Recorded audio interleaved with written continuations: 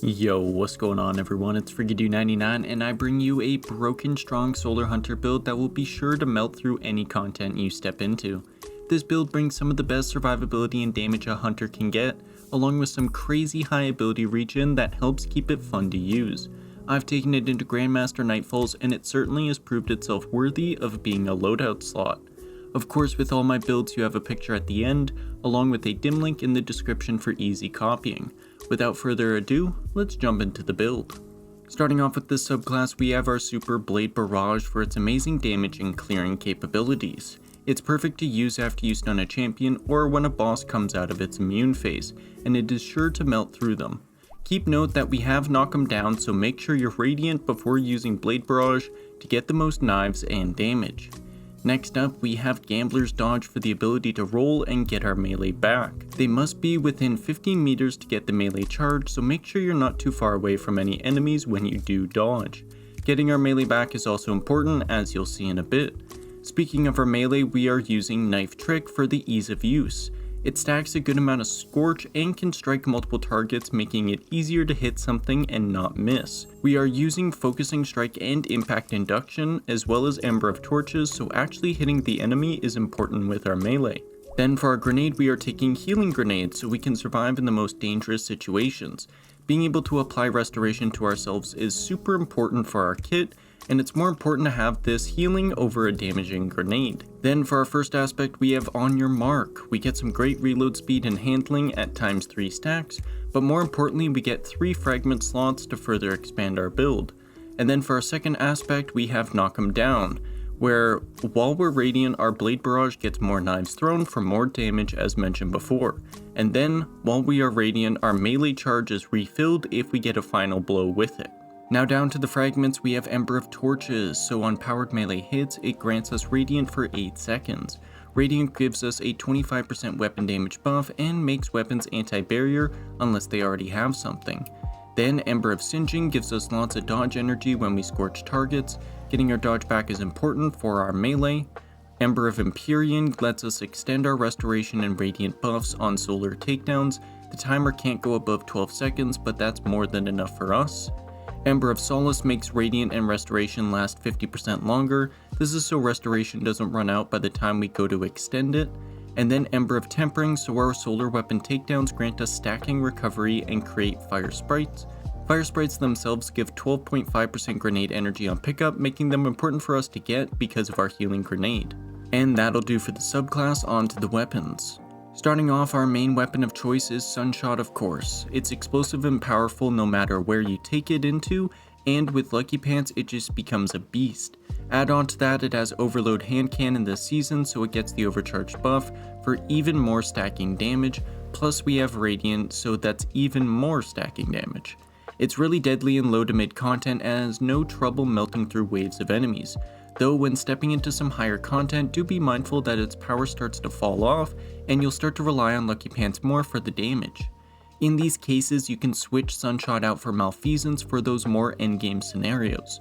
Malfeasance absolutely shreds through anything on its own, but with Lucky Pants, Radiant, Overcharge, and Weapon Surge, it seriously starts to nuke enemies and will carry you through anything you wish.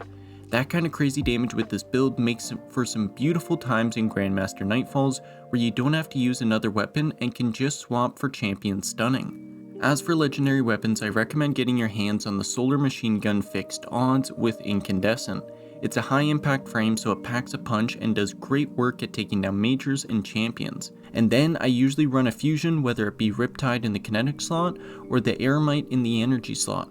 Ultimately, you want to be able to stun champions, so run what you feel comfortable with. Moving on to the artifact perks, we can grab 4 anti-champion perks in the first column. Make sure to always pick up Overload Hand Cannon so it receives the overcharged buff. Overcharge grants 25% bonus damage when in activities with the overcharged weapons modifier, which usually are legend and higher activities. Then we grab Origin perk specialization 1, so origin traits on weapons from Season of the Witch, Season of the Deep, Lightfall, and Crota's End get enhanced effects listed here. We also pick up Origin perk specialization 2, which gives those same weapons the overcharged buff. We also grab Elemental Orb Solar, so we get extra damage and scorching from the orbs that we get to throw. It's also just fun to use. And then for 4th column, we pick up Overload Machine Guns for the Overload and the Overcharge buff, Elemental Fury for the 35% increased ability damage and 70% increased Elemental Orb damage on stunned champions. With this, you should always wait till you stun a champion before you use your super or knife trick. And then we have Refreshing Pickups for 33% ability energy to our least charged ability on Elemental Orb pickup. We generate a lot of them, so it's good to capitalize on it with this. And then for 5th column, we grab Monochromatic Maestro for the 10% increase to ability and weapon damage. Knife Trick is our only outgoing damaging ability, but its high uptime means our solar weapons still benefit from the buff. And then of course Rapid Fire Ranger for the 15% weaken we apply to enemies after rapid precision hits from around 25 meters away. This helps in all cases, especially in Grandmaster Nightfalls when you're sitting back with Malfeasance, plinking away at enemies from a distance. And that does it for the Alkalite staff, and on to the armor and the mods.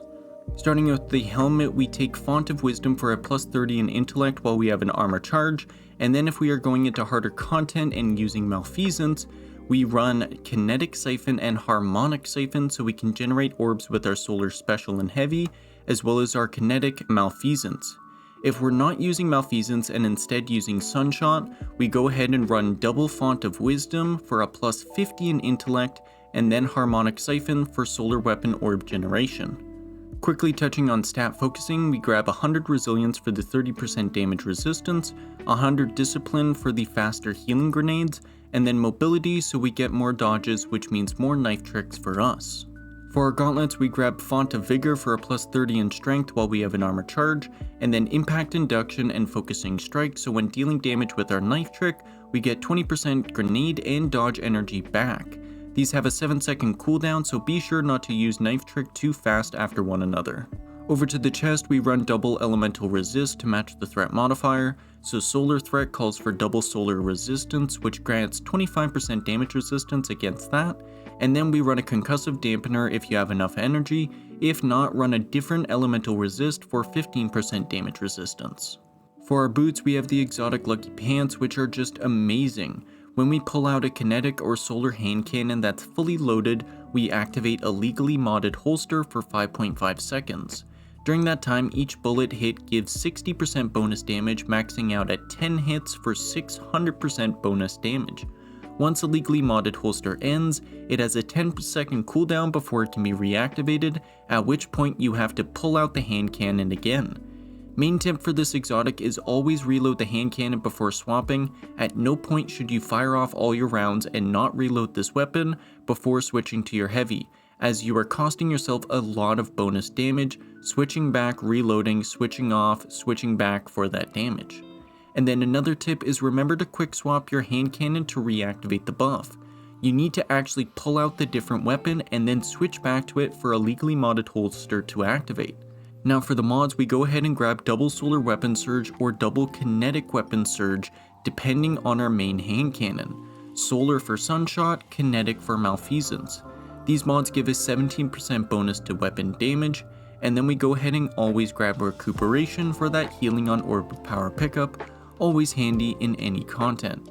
For our hood, we go ahead and grab Bomber for 10% grenade energy when we use our dodge, so make sure to be dodging more than you need to for that healing grenade. Then we grab Time Dilation so our armor charges decay every 15 seconds instead of 10, and of course Font of Restoration for a plus 30 in recovery while we have an armor charge. This plus Ember of Tempering gives us plus 60 bonus recovery, which helps out a lot. And that does it for the build. This is going to be one of my favorite Solar Hunter builds to date, as it excels in all areas of combat. With this season's artifact perks, your damage just goes crazy as well. With the constant uptime of restoration, we have no trouble living in most activities, plus our constant high damage from a legally modded holster means we never have trouble with tougher enemies, as our hand cannon by shot 7 will chunk through their health bar. This endgame Solar Hunter build is perfect to end the season with, whether it's to get the final raids done, finish off those Grandmaster Nightfalls for your Gilded Conqueror, or just rushing to get rank 100 in the pass. This build will have you covered through all of it. Of course, if you need a picture of the build, there's one on screen along with a dim link in the description for easy copying. Be sure to give this video a like and a comment if you enjoyed the build. Subscribe if you haven't, as YouTube shows me there's a ton of you who still haven't subscribed yet. and then you won't want to miss out on any of my new vids, as Season of the Witch is coming real soon, and I'll have a ton of builds in store for that season. I have been FreakyDude99, thank you everybody so much for watching, and I'll see you in the next video. Peace out.